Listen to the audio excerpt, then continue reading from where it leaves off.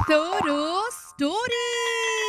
राहुल की अभी शादी हुए 6 महीने नहीं हुए कि उसकी माँ और पत्नी में नोक-झोंक अभी से शुरू हो गई। कभी खाने पे तो कभी साफ सफाई पे और कभी कभी तो बिना बात के ही वो लोग लड़ने लगते, जिसके चलते दोनों कभी एक दूसरे को समझ ही नहीं पा रहे थे और एक दूसरे से प्यार करने की कोशिश तो दूर की बात। हे भगवान, मेरे तो भाग्य ही फूट गए जो ऐसी कलमुही बहू मिली। हाय, मेरी भी जिंदगी में कहाँ सुख है। प्रभु, जो ऐसी सास दे दी तूने मुझे, इससे अच्छा तो गूंगी सास दे देता। क्या बोली? वही जो आपने सुना। तू इतनी बड़ी हो गई कि अब सास से जुबान लड़ाती है।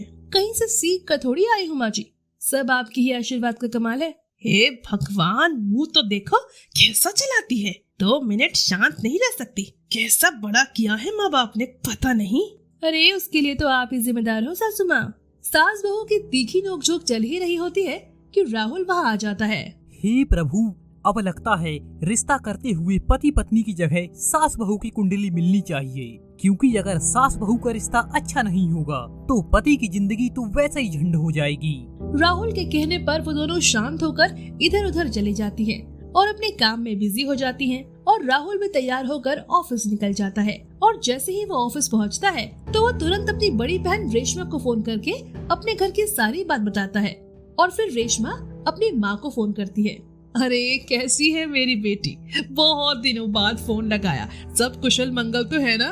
ससुराल में सब बढ़िया है ना? कोई तुझे परेशान तो नहीं करता? सास की बात सुनकर पास खड़ी रश्मि कहती है, ये देख लो, खुद की बहू का जीना हराम किया हुआ है और अपनी बेटी से पूछ रही है कि बेटी तुझे वहाँ कोई परेशान तो नहीं करता?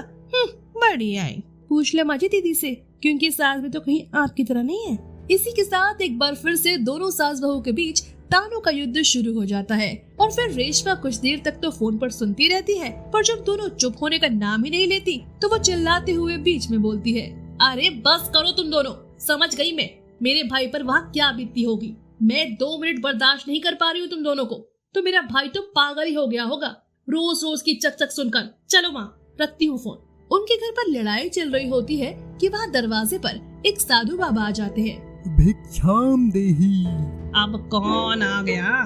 क्या हुआ पुत्री, इतना शोर क्यों हो रहा है? जैसे ही वो दोनों उस बाबा के पास जाते हैं तो बाबा उनसे कहते हैं, सास बहू के बीच रिश्ता मुझे कुछ खास नहीं लगता, हर समय तू मैं चलती रहती है लगता है। हाँ जी हाँ, बिल्कुल सही, बिल्कुल सही। आप तो बहुत ज्ञानी हैं बाबा जी। ये तो मैंने अभी बाबा जी को बताया था कि मेरी सास से मेरी बनती नहीं, तो उन्होंने वही घुमा फिरा के बोल दिया। तो ये बेचारी बाबा जी को बहुत ज्ञानी मानने लगी। अरे तो चुप कर, माफ कीजिए बाबा जी, ये कुछ ज्यादा ही पढ़ी लिखी है ना, इसलिए कुछ ज्यादा ही बोलती है। आप माफ कीजिए इसे और हमें कुछ ऐसा उपाय बताइए जिससे हम दोनों के रिश्ते में सुधार आ जाए। तो ठीक है, तो बहू सुनो, तुम्हें अपनी सास के लिए सच्चे मन से रोज शिव जी को जल चढ़ाना है और अपनी सास को एक साड़ी भी भेंट करनी होगी। बाबा से उपाय सुनकर रश्मि वैसा ही करती है, लेकिन इससे भी उन दोनों के बीच कुछ सही नहीं होता। पक्का इसने सही मन से प्रार्थना नहीं की होगी, जिस वजह से अभी तक कुछ सही नहीं हुआ। बाबा, लगता है मेरी बहू ने सच्चे मन से प्रार्थना नहीं करी, जिस वजह से हमारे बीच कुछ भी सही नहीं हुआ। तो सुनो दूसरा उपाय, तुम रोज सुबह सुबह सूरज निकलने से पहले ही घर की सफाई कर सारा कूड़ा घर के बाहर करके तुम्हें ठंडे पानी से स्नान करना है। अरे बाबा, ये कैसा उपाय बता रहे हैं? सुबह सुबह ये सब? मेरी बहू के लिए बताइए कुछ जिससे वो सुधर जाए। मैं तो पहले से ही कितनी शांत हूँ। नहीं, उपाय तो तुम्हें ही करना होगा, तभी तुम दोनों के रिश्ते सुधरेंगे। बाबा का उपाय मानते हुए अगली सुबह से सास जल्दी उठकर सूरज निकलने से पहले घर की साफ सफाई कर ठंडे पानी से नहाने लगती है। ये सब कुछ दिन तो चलता है, जिससे अभी भी दोनों के रिश्ते तो नहीं सुधरते, पर सास की तबीयत जरूर खराब होने लगती है। लगता है अपने मन से काम नहीं किया होगा, तभी तो रिश्ता वैसे का वैसा पड़ा है और तबीयत खराब हो गई। अरे सही कहती थी तुम, वो ढोंगी बाबा है, फालतू का ज्ञान दे रहा था। देखो तो उसकी बात मानकर तो मेरी हालत ही खराब हो गई। जा बेटा, एक गिलास पानी ले आ। अब रश्मि सास की सेवा करने लगती है। अपनी पत्नी और माँ का ऐसा बदलाव देख राहुल बिल्कुल हैरान रह जाता है। अरे क्या हो गया ये है, कहीं किसी ने जादू टोना तो नहीं कर दिया? मेरी माँ और पत्नी इतना घुल मिलकर तो नहीं रहती। अरे रश्मि, मेरा टिफिन लगा दो, मुझे ऑफिस के लिए लेट हो रहा है। अरे आप खुद ही लगा लीजिए जी, मुझे माँ की सेवा करनी है। रश्मि के मुंह से ऐसा सुनकर तो राहुल के होश ही उड़ जाते हैं और वह उन दोनों को देखता ही रह जाता है।